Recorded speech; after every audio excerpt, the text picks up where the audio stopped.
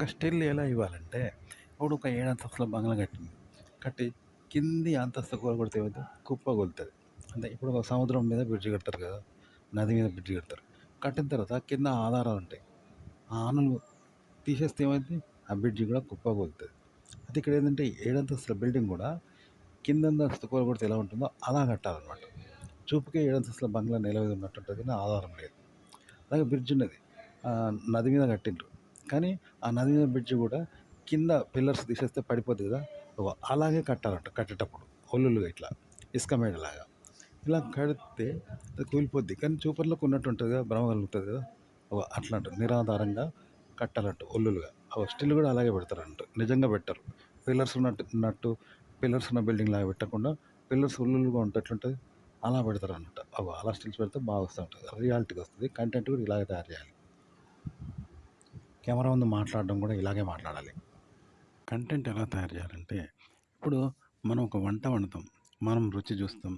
చూసి వండుతాం. ఇలా వండాలని. ఆ రుచి ఎంత ఉప్పేయాలో, పప్పు ఎంత ఎయాలో అంతా తెలుస్తది. కారం ఎంత ఎయాలని. చూసి వండితే రుచిగుంటుంది. దాన్ని ఇతరులకు పెడితే వాళ్ళు రుచి చూస్తారు. మనలాగే వాళ్ళు కూడా బాగుందంటారు. 100 మంది పెడితే వాళ్ళు కూడా రుచి చూసి బాగుందంటారు. మంచిగా వండాం కాబట్టి. కానీ జంతువులకు ఏ రుచి కావాలి? అవి పందులకేం రుచి? పందులకు మోరు కావాలి. ఆ! కుక్కలకు వాటికి తగ్గది కావాలి. ఏనుగులకు గడ్డి కావాలి. ఇంకా రకరకాల జంతువులకు రకరకాల భోజనాలు కావాలి. అన్నిటికి మనలాగా అన్నం తినవు కదా! ఇట్లనే మనుషుల్లో కూడా ఎవరి అభిరుచులు, ఎవరి ఇష్టాలు, ఎవరి అభిప్రాయాలు వాళ్ళకుంటాయి. రౌడీలకు రౌడీయిజం కావాలి. బ్రాహ్మణునికి భక్తి కావాలి. ఆ! ఆడవాళ్ళకి ఆడవాళ్ళది కావాలి. మగవాళ్ళకి మగవాళ్ళది. అమ్మాయిలను వేధించడం, అమ్మాయిలకు లైన్‌లేయడం, అమ్మాయిలను ఉంచుకోవడం కావాలి. ఆడవాళ్ళకు వాళ్ళది మహిళలకు సంబంధించిన విషయాలు వాళ్ళకి కావాలి. ముసలోళ్ళకి ముసలోళ్ళు భగవద్గీత కావాలి. వయసులకు పోరగాళ్ళకి ఆటలు కావాలి. ఇట్లా ఎవరి టేస్టులు వాళ్ళకుంటాయి కదా! ఈ విధంగా మీరొక కంటెంట్ తీసుకుంటే మన రుచి నుండి తీసుకోకండి. మన అభిరుచి, మన ఇష్టాలకు అనుగుణంగా తయారు చేసి, మనం ఇతరులకు మనకు నచ్చింది వాళ్ళకి పెట్టడం కాదు. వాళ్ళ ఇష్టాలు ఏంటి అనేది మనము తెలుసుకోవాలన్నట్టు. వాళ్ళ ఇష్టాలను బట్టే తెలుసుకోవాలి. మనం తెలుసుకోలేం. వాళ్ళ ఇష్టాలను బట్టి, వాళ్ళు చెప్పేదాన్ని బట్టి మనం వాళ్ళ ఇష్టాలను తెలుసుకొని, ఆ విధంగా కంటెంట్ తయారు చేయాలన్నమాట. ఓకే. చేసి పెడితే దానికి తగ్గోళ్ళు చూస్తారు. ఓకే. ఎవరి ఇష్టాలకు తగ్గట్టు, వాళ్ళకి తగ్గ కంటెంట్ చేయాల్సుంటది. అంతే తప్ప మన ఇష్టాలకు ఆ! నచ్చినట్టు కంటెంట్ తయారు చేసి, మనలాగానే ఇతరులకు ఇష్టమైద్ది అని చెప్పడం అనేది తప్పన్నమాట. కోటి మందికి కోటి రకాల ఇష్టాలుంటాయి. అవన్నీ తెలుసుకొని వాళ్ళ తీరులో పెట్టాలన్నమాట. అంతే. మనకు తెలవవు. వాళ్ళ ఇష్టాలు వాళ్ళకు ఉన్నట్టుంటాయి. అవి తెలుసుకొని వాళ్ళ తీరులో పెట్టాల్సి ఉంటదన్నమాట. కంటెంట్ అలా తయారు చేయాలి. అంటే మన ఇష్టాలకు అనుగుణంగా మనం ఎలా అయితే తయారు చేస్తామో తెలుసు కదా! హీరోయిజము, స్టైలు, ఫ్యాషను, మన స్వార్థము, మన ఇష్టాలుంటాయి. ఆ విధంగా చేస్తే ఇతరులు కూడా ఇష్టపడతారు. అది కానీ అది మన ఇష్టం. ఆ! సో, మన తీరులో ఇతరులు ఇష్టపడతారు. కానీ ఇతరులకి ఏమేమి ఇష్టం? ఒకనికి స్వీట్ ఇష్టము, ఒకనికి మటన్ ఇష్టము, ఒకడికి సారా ఇష్టం, ఒకడికి మందు ఇష్టము.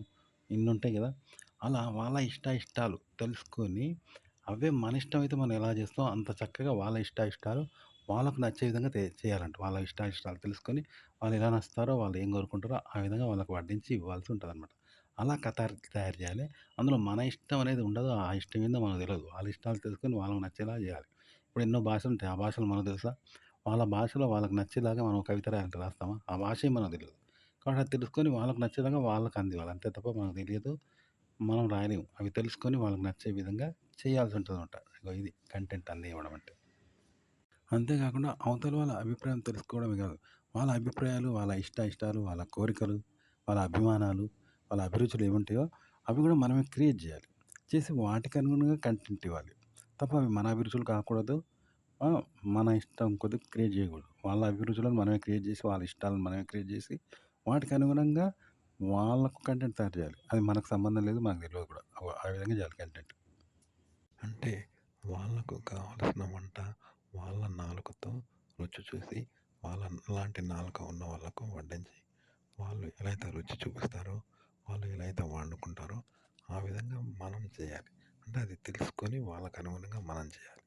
ఎవరైనా చూస్తే వాళ్ళకు అనుగుణంగా వాళ్ళు వండుకున్నదా అన్నట్టుగా ఉండాలి మనం చేసింది. వాళ్ళది తెలుసుకొని మనం చేయాల్సి ఉంటుంది అన్నమాట. వాళ్ళ రుచి ఏందని తెలుసుకొని. ఫోటోకి స్టిల్ ఎలా ఇవ్వాలి అంటే, ఇప్పుడు ఒక 7 అంతస్తుల బంగ్లా ఉన్నది. ఆ బంగ్లా ఉంటే కింది 6 అంతస్తులు కూలగొడితే ఉంటది. పైన ఒక బంగ్లా ఉంటది కదా! అది నిరాధారంగా ఉంటదా? కింద పడతది. కానీ అలా ఉండాలన్నమాట. అట్లనమాట. అలాగే ఇప్పుడు ఒక ఏది ఒక కుర్చీ ఉంది అనుకుందాం. ఒక కుర్చీ ఉంటే కింద కాళ్ళ మీద ఆధారపడుతది. కానీ ఆ కాళ్ళు తీసేస్తే ఏంది కుర్చీ పైన నిలబడతదా? నిలబడదు కదా! కానీ అలా నిలబడాలి. అలా నిలబడితే ఎలా ఉంటది? అలా ఉండాలి స్టిల్ అనమాట. ఇప్పుడు మనం ఒక మనిషిని. మనం స్టిల్ పెట్టినాం. స్టిల్ పెడితే ఆ స్టిల్ ఎలా ఉండాలంటే ఒక 7 అంతస్తుల బంగ్లా కట్టిన తర్వాత కిందున్న 6 అంతస్తులు కూలగొట్టినాం. పైన అయినా సరే పై అంతస్తు పైనే ఉంటే ఎలా ఉంటది? అలా ఉండాలంట. మనము, మన కాళ్ళు, మన చేతులు, మన మొహం సర్వం అదిగో అలా ఉండాలన్నమాట. అలా ఉంటేనే బావుంటది. కంటెంట్ అయినా అలా ఉండాలి. మాట్లాడడం అయినా ఇలాగ మాట్లాడాలి కెమెరా ముందు. ఒక కంటెంట్ ఎలా సృష్టించాలి అంటే ఉదాహరణకు ఒక కప్ప ఉన్నది. కప్ప గాని, బల్లి గాని ఏం చేస్తదంటే ఏదైనా వస్తువు కదిలితే దాన్ని పోయి పట్టుకుంటది. ఎందుకంటే అది ప్రాణి కాబట్టి. అదే ప్రాణి అయినా సరే కదలకుంటే పట్టుకోదు. దాన్ని బండ గుర్తనమాట. అంతే ఉంటది. ఇట్లనే ఆడవాళ్ళు, మగవాళ్ళని కవ్వించాలంటే ఏం చేయాలి? సినిమాల్లో క్లబ్ డాన్స్‌లు అవి ఇవి చేస్తా అంటారు. నిజంగా ఏ స్త్రీకి తెలీదు అలా చేయడం. కానీ అలా మగవాడిలాగా చేసి వాడిని రెచ్చగొట్టడానికి కోరిక కలిగేలాగా చేస్తారనమాట. డ్రెస్ ఇప్పడము, ఆ! అలాగే కవ్వించడము, నడుము తిప్పడము, హిప్స్ చూపెట్టడము ఇవన్నీ చేస్తా ఉంటారు చూసినావా? అవి స్త్రీకి తెలవదు. కానీ అలా చేస్తే పురుషుడు టెంప్ట్ అయితాడు. అది పురుషుని లక్షణం అది. అయితే స్త్రీకి తెలవదది. కానీ అలా స్త్రీ చేత చేయిస్తారన్నట్టు. ఎలా అయితే బల్లికి కదిలితే బల్లి తింటది చూసినావా? కదలని వస్తువుని తినదది. ప్రాణి అయినా తినదు చూసినావా? అది బలి లక్షణం. దాన్ని బట్టి మనం ఒక రాయిని కదిలిచ్చినా అది తింటా ఉంటది చూసినావా? అట్లా పురుషుడిని కవిస్తా ఉంటారు. వాని బలహీనతను చూసి ఆడోళ్ళు అట్లా చేస్తా ఉంటారు తప్ప వాళ్ళకి తెలవదు. ఇట్లనే మొగోడు స్త్రీ బలహీనత కూడా ఉంటది. స్త్రీ బలహీనతను మనం చేస్తా ఉంటే స్త్రీ కూడా పడిపోద్ది. ఉదాహరణకి ఆడోళ్ళకి అసూయ ఉంటదనమాట. ఓకే. మరో స్త్రీని చూస్తే వాళ్ళకి నచ్చదనమాట. తన పెళ్ళామైనా సరే ఇంకో ఆడదాన్ని చూసినా, ఇంకో ఆడది మనల్ని కవ్వించినా అది ఊకక గొడవకి వస్తా ఉంటదట. మనల్ని తిడతా ఉంటది. ఇట్లుంటదనమాట స్త్రీ లక్షణం. అలాగా పురుషుడు ఫక్ చేసేటట్టు చేస్తే ఆడవాళ్ళకి కూడా లోపల కామం కలుగుతా ఉంటదట. కాకపోతే మగోనికి తెలవదు ఇది. ఆడోళ్ళు చెప్పాలి ఇది. అలాగే మగోడు శరీరం చూపెడితే ఆడోళ్ళు కలుగుతది. కానీ ఇది మగోనికి తెలవదు. ఆడవాళ్ళకి ఆడవాళ్ళ ద్వారా తెలుసుకోవాలి. పురుషుడు పురుషాంగాన్ని చూపెడితే స్త్రీకి నోరు ఊరినట్టు ఎన్నో ఊరుతుంటాయి స్రావాలు. కానీ ఇది మగవాడికి తెలవదు. కానీ చూపెట్టి అలా చేస్తే నలుగురు ఎంజాయ్ చేస్తారు. ఎంటర్‌టైన్‌మెంట్ పొందుతారట. ఇలా ట్రిక్స్ ఉంటాయి కదా! ఇట్లా మనకు తెలియని ట్రిక్స్ ఉంటాయి కదా! ఆ విధంగా చేస్తే కథ తయారైతదంట. ఆడియన్స్‌ను మనం ఆకట్టుకునే విధంగా ఉంటదంట. ఇలా క్రియేట్ చేస్తారు కంటెంట్ అన్నమాట.